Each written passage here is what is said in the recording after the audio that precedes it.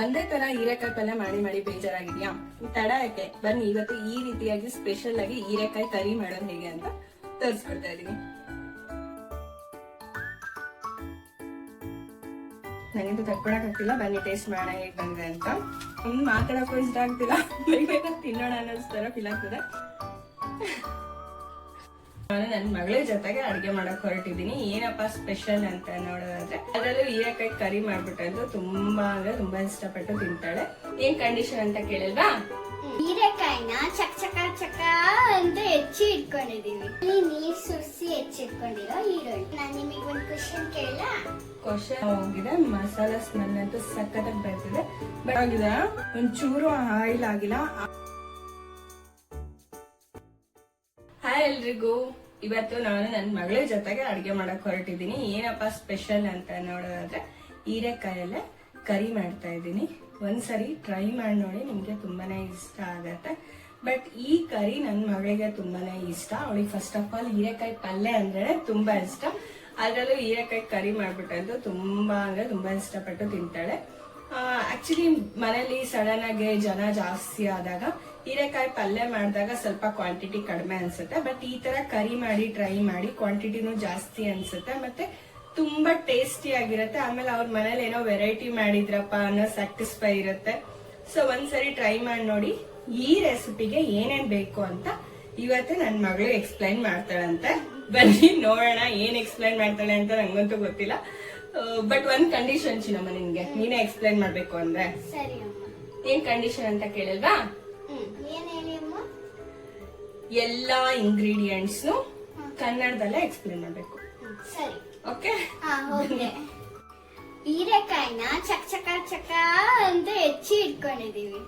2 ಹೀರೆಕಾಯಿ ತಗೊಂಡಿದೀನಿ. ನೀಟಾಗಿ ಸಿಪ್ಪೆನೆಲ್ಲ ಬಿಡಿಸ್ಬಿಟ್ಟು ಹೆಚ್ಚಿ ಇಟ್ಕೊಂಡಿದೀನಿ. ನಿಮಗೆ ಯಾವ ರೀತಿ ಬೇಕಂದ್ರೂ ಹೆಚ್ಕೋಬಹುದು. ನಾನು ಚಿಕ್ಕ ಚಿಕ್ಕಾಗಿ ಹೆಚ್ಕೊಂಡಿದೀನಿ. ಒಗ್ಗರಣೆಗೆ ಕರಿಬೇವು, ಕಣ್ಣಲ್ಲಿ ನೀರ್ ಸುರಿಸಿ ಹೆಚ್ಚಿಟ್ಕೊಂಡಿರೋ ಈರುಳ್ಳಿ. ಮಮ್ಮಿ ಇದೆಲ್ಲ ನೀವೇ ಹೇಳ್ತೀರಾ? ಯಾಕೆ ಗೊತ್ತಿಲ್ಲ ತಾನೆ ನಿನಗೆ? ಬನ್ನಿ ಏನ್ ಬೇಕು ಮಸಾಲೆಗೆ ಅಂತ ನೋಡ್ಕೊಂಡ್ ಬರೋಣ. ಹಸಿಮೆಣಸಿನ್ಕಾಯಿ ನಿಮಗೆ ಖಾರಕ್ಕೆ ಎಷ್ಟು ಬೇಕು ರುಚಿಗೆ ಅಷ್ಟು ತಗೊಳ್ಳಿ. ನಮ್ಮ ಮನೇಲೆ ಮಕ್ಳು ಇರೋದ್ರಿಂದ ಖಾರ ತುಂಬಾ ತಿನ್ನಲ್ಲ ಅವರು, ಹಂಗಾಗಿ ನಾನು ಸ್ವಲ್ಪ ಒಂದ್ 5ರಿಂದ 6 ಮೆಣಸಿನ್ಕಾಯಿ ತಗೊಂಡಿದ್ದೀನಿ. ಹಾಗೆ ಎಳ್ಳು, ಕೊಬ್ಬರಿ ಮತ್ತೆ ಬೆಳ್ಳುಳ್ಳಿ ಸಿಪ್ಪೆ ಬಿಡಿಸಿ ಇಟ್ಕೊಂಡಿದೀನಿ. ಹಾಗೆ ಕಡ್ಲೆ ಕನ್ಸಿಸ್ಟೆನ್ಸಿ ಬರ್ಲಿ ಅನ್ನೋದಕ್ಕೋಸ್ಕರ. ಇದು ಬಾದಾಮಿನ ಬಿಸಿ ನೀರಲ್ಲಿ ನೆನೆಸಿ ಇಟ್ಕೋಬಹುದು.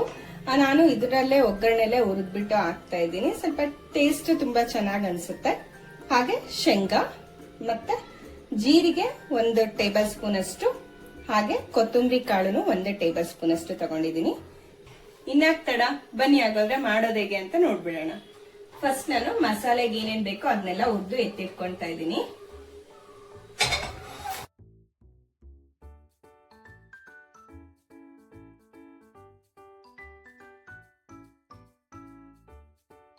ಕೊತ್ತಂಬರಿ ಬೀಜ ಮತ್ತೆ ಜೀರಿಗೆ. ಏನದು? ಕೊತ್ತಂಬರಿ ಬೀಜ ಮತ್ತೆ ಜೀರಿಗೆ. ಇದನ್ನೆರಡು ಅಷ್ಟಿಗೆ ಹುರ್ಕೊಳ್ಳೋಣ.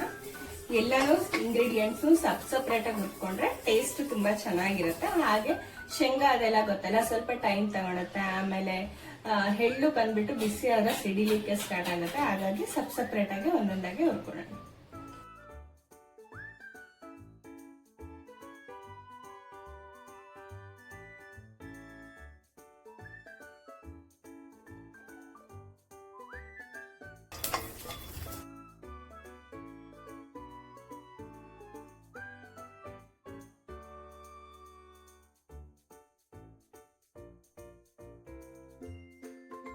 ಮಸಾಲೆಗೆ ಬೇಕಾಗಿರುವಂತ ಎಲ್ಲಾ ಪದಾರ್ಥಗಳನ್ನು ಹುರ್ಕೊಂಡು ಮಿಕ್ಸಿ ಜಾರ್ಗೆ ಹಾಕಿಟ್ಕೊಂಡಿದ್ದೀನಿ. ಇದು ಬಿಸಿ ಇರೋದ್ರಿಂದ ಒಂದ್ 5 ನಿಮಿಷ ಬಿಟ್ಟು ಆಮೇಲೆ ರುಬ್ಕೊಳ್ಳೋಣ.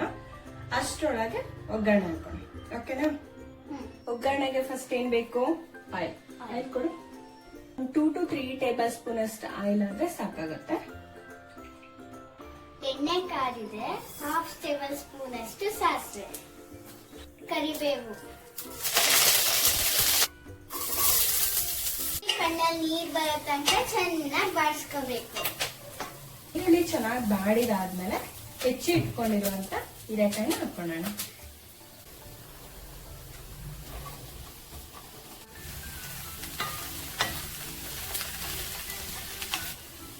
ಹೀರೆಕಾಯಿ ಬಾಡೋದ್ರೊಳಗೆ ಇದನ್ನ ಮಿಕ್ಸ್ ಮಾಡ್ಕೊಳ್ಳೋಣ.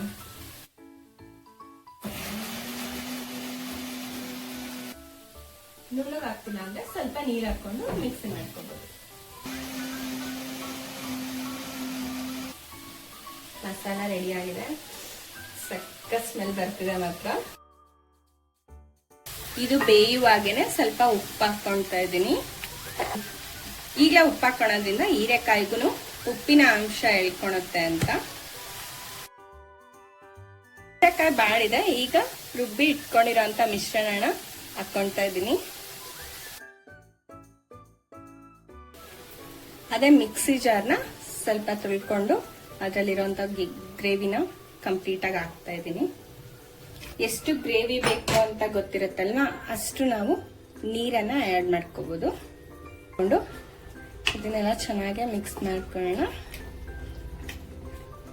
ಗ್ರೇವಿದು ಹಸಿ ಸ್ಮೆಲ್ ಹೋಗೋವರೆಗೂ ಚೆನ್ನಾಗಿ ಬಾಡಿಸ್ಕೋಬೇಕು. ಮಮ್ಮಿ, ಅದಾಗದ್ರೊಳಗೆ ನಾನು ನಿಮಗೆ ಒಂದು ಕ್ವಶನ್ ಕೇಳಲಾ? ಕ್ವಶನ್ ತಾನೆ, ಕೇಳು. ಪಟ್ ಪಟ್ ಅಂತ ಆನ್ಸರ್ ಹೇಳ್ಬಿಡ್ತೀನಿ.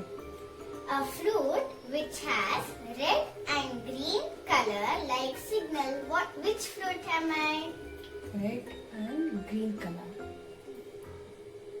Watermelon. Yes, mummy. Correct answer. ಹೇಳಿ ಬಾ, ನಾನು ಟಕ್ ಅಂತ ಆನ್ಸರ್ ಹೇಳ್ಬಿಡ್ತೀನಿ ಅಂತ. ಈಗ ನಾನು ಸೂಪರ್ ಮಮ್ಮಲ್ಲ. ಈಗ ಗ್ರೇವಿದು ಹಸಿ ಸ್ಮೆಲ್ ಎಲ್ಲ ಹೋಗಿದೆ. ಮಸಾಲಾ ಸ್ಮೆಲ್ ಅಂತೂ ಸಖತ್ತಾಗಿ ಬರ್ತಿದೆ. ಬಟ್ ಇದಿನ್ನು ಕನ್ಸಿಸ್ಟೆನ್ಸಿಗೆ ಬರಬೇಕು. ಕ್ಲೋಸ್ ಮಾಡಿ ಒಂದ್ 5 ನಿಮಿಷ ಹಾಗೆ ಬಿಡೋಣ.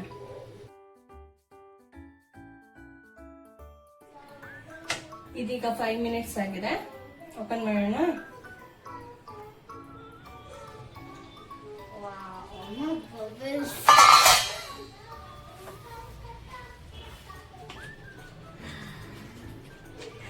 ಸ್ಮೆಲ್ ನೋಡಿದ್ರೆ ತಿನ್ಬಿಡೋಣ ಅನ್ನೋ ತರ ಫೀಲ್ ಆಗ್ತಿದೆ. ಅಷ್ಟು ಸಕ್ಕತ್ತಾಗಿ ಸ್ಮೆಲ್ ಬರ್ತಾ ಇದೆ ಮಾತ್ರ. ಚಪಾತಿ ಜೊತೆ ಈ ಗ್ರೇವಿ ಹಾಕೊಂಡು ತಿಂತಾ ಇದ್ರೆ 1-2 ಚಪಾತಿ ತಿನ್ನೋರು 3-4 ಖಂಡಿತ ತಿಂತಾರೆ. ಟ್ರೈ ಮಾಡಿ, ನೀವೇ ನೋಡಿ.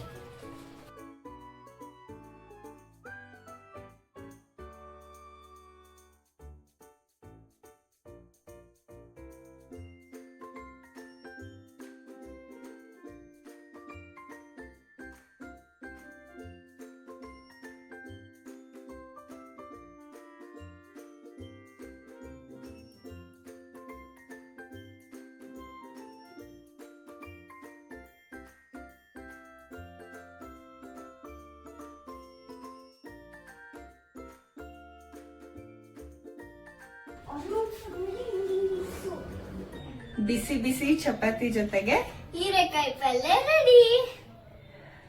ನಂಗಿಂತೂ ತಡ್ಕೊಳಕ್ ಆಗ್ತಿಲ್ಲ. ಬನ್ನಿ ಟೇಸ್ಟ್ ಮಾಡೋಣ ಹೇಗ್ ಬಂದಿದೆ ಅಂತ. ಅದು ಸ್ಮೆಲ್ ನೋಡ್ತಾ ಇದ್ರೆ ವಾವ್.